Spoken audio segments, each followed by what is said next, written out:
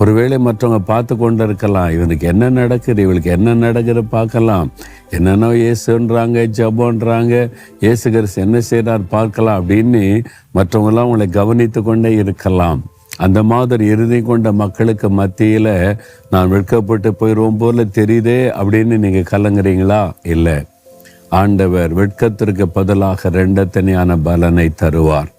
ஒரு சமயம் ஒரு குடும்பத்தார் வந்தாங்க. மகளுக்கு திருமணம் நிச்சயிக்கப்பட்டு விட்டது, திருமண நாளெல்லாம் குறிக்கப்பட்டு விட்டது, எல்லாருக்கும் சொல்லிட்டோம், எல்லாம் ஏற்பாடு பண்ணிட்டோம். திடீர்னு அவங்க அதிக பணம் வேணும், டவுரி கேட்குறாங்க. பாருங்க, கிறிஸ்தவங்களே இப்படி இருக்கிறாங்களே, வசனத்தின்படி வாழாத கிறிஸ்தவங்க ரொம்ப மனம் உடைஞ்சு போயிட்டாங்க. நீங்கள் தரலைன்னா கல்யாணம் நடத்த முடியாது, நிறுத்திடலான்னு சொல்கிறாங்க. அப்போ என்ன பண்ணுன்னு தெரில, எங்களுக்கு பண வசதியும் கிடையாது, இருந்த அளவுக்கு நாங்கள் கொடுத்துட்டோம், இதுக்கு மேலே கேட்குறாங்க, என்ன பண்ணுன்னு தெரிலன்னாங்க.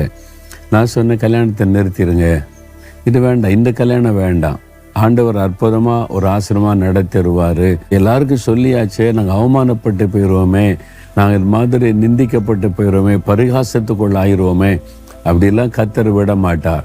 ஒரு திருமணம் நிச்சயிக்கப்பட்டு நிறுத்தப்படுவது என்பது ரொம்ப பாரமான ஒரு துக்கமான காரியம்தான். கர்த்தர் விட மாட்டார், நீங்கள் வெட்கப்பட்டு போக விட மாட்டார். இப்போவே நம்ம பிள்ளைகிட்ட இவ்வளோ பணம் கேட்டு நெருக்கிறாங்கன்னா, நாளைக்கு இந்த பிள்ளை இந்த வீட்டில் போய் சந்தோஷமாக வாழ முடியுமா? தொடர்ந்து பணம் கேட்டு அதை கேட்டு தொந்தரவு பண்ணி வாழ விடாமல் ஆக்கிடுவாங்க. அதுக்கு எதுக்கு? அதனால் நிறுத்திடுங்க.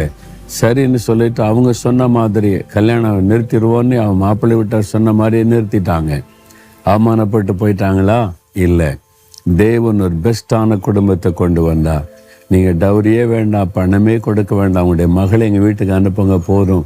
நல்ல ரட்சிக்கப்பட்ட அருமையாய் கர்த்தருக்கு பயந்த ஒரு மகன் வந்தான். திருமணம் அதே நாளில் அற்புதமாய் நடைபெற்றது. வெட்கப்பட கர்த்தர் விடவில்லை. உங்களை விட்டுருவாரா?